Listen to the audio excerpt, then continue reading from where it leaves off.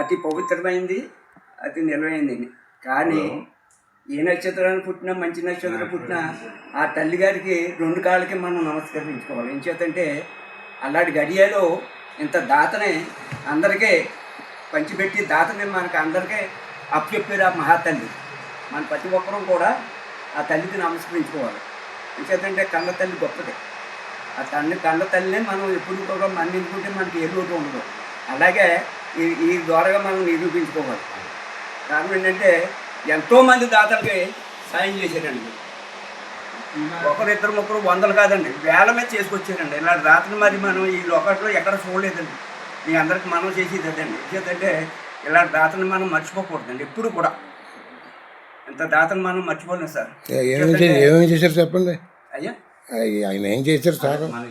ఇదండి ప్రతి గుడికి చేశారండి, ప్రతి లేనట్టు వాళ్ళకి చేశారండి, ప్రతి గ్రామానికి కూడా వృద్ధాంశ పింఛను కూడా ఇచ్చారండి. మహాదాత మనకి రాష్ట్రం కానీ కేంద్రం ఇవ్వలేనప్పుడు వాళ్ళు అల్లాడిపోతుంటే ఈ మహానుభావుడు మరి లేనట్టు వాళ్ళందరికీ కూడా బిచ్చం పెట్టి ఆయన్ని వాళ్ళు నిలబెట్టిన దాత ఎవరంటే మన నాగేశ్వరరావు గారిని. నాగేశ్వరరావు గారిని ఇప్పుడు కూడా మనం మర్చిపోకూడదండి. ఏమండి పెళ్ళిళ్ళు సాయం పడుతున్నాడు, గుళ్ళల్లో ఎన్ని గుళ్ళల్లో సాయపడ్డారంటే ఇంక మనం చెప్పలేమండి. ఆ భగవంతుడికే తెలుసు. ఆయన కూడా మర్చిపోతారు. కారణం ఏంటంటే ఒకళ్ళిద్దర ఎప్పుడు వస్తూనే ఉంటారు, వెళ్తూ ఉంటారు. మనం ఎవరికి ఏం చేసామో అన్నది కూడా మర్చిపోతారండి. అయితే మనం పుచ్చుకున్న వాళ్ళు మాత్రం మర్చిపోవండి. మర్చిపోయిన వాళ్ళు మనుషులు కాదు.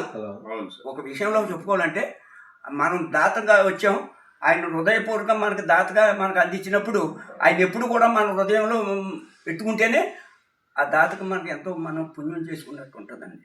ఏమండి మాకు ఏమీ లేదు, అమ్మనే గుడి పలం అయిపోయిందండి. 33 సంవత్సరాలు నేను కట్టండి. అయ్యా పలం అయిపోతే అమ్మ 3 సార్లు కనిపించి ఎర్ర నన్ను బయటకు తీసిపోండిరా, నీరు వచ్చేస్తుంది, ఉండలేకపోతున్నాను అన్నాను మా తల్లి. కానీ ఏం చేయాలి అన్నది మేము బాగా తక్కువ అండి. మేము 10 మంది కూడా ఉన్నాం సార్. 10 మందిలో కూడా మేము లేనట్టు వాళ్ళం అండి, ఉన్నవాళ్ళం కాదండి. అమ్మాయి నువ్వే ఉన్నావు, నువ్వు ముందు నాడు మేము వెనకాల వస్తాం, అంతకంటే మేమేం చేసేది లేదని ఆమెను అర్పించి ప్రతి దాత దగ్గరికి వచ్చినప్పటికి ఈ మహానుభావుడు ముందుకుండా 50,000 ఇచ్చారండి. అలాగే ప్రతి దాత కూడా మాకు సాయం చేసి ఎలా గుడిని నిలబెట్టారంటే ఇప్పుడు ఈ దాతను బట్టి మనం అదేనండి. ఇంకా ఎన్నో ఆపరేషన్లు చేశారంట కానీ ప్రతి ఊరికి ఆపరేషన్ పిల్లలకి ప్రతి దాంట్లో కూడా పాల్గొన్న దాత అండి నాగేశ్వరరావు గారు. మీరు అన్నారు కదా ఎప్పుడో టైంలో పింఛన్ ఇచ్చేవారు, ఇప్పుడంటే లేదు కానీ అన్నారు. ఆ మాట నేను గుంపర్లోనే ఒక అతను మనకు పనికొస్తారండి, అతను చెప్పాడు.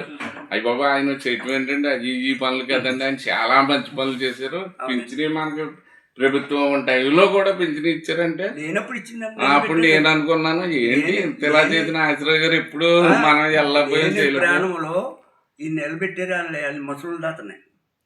ఆ తల్లిని కాపాడారు ఈ తల్లి ద్వారా. అని చేతనం మీ అందరికి మనం చేసి ఉన్నది అంటే ఈ దాతను ఎప్పుడు కూడా మర్చిపోకూడదు. నేను చేతనే కదా మేము అందరం వచ్చేది కొత్తగా కలిసి అందుకే సార్ చేసి మంచి పనులు చూసి మేము అందరికీ నమస్కారం అండి. దండం పెట్టకూడదండి.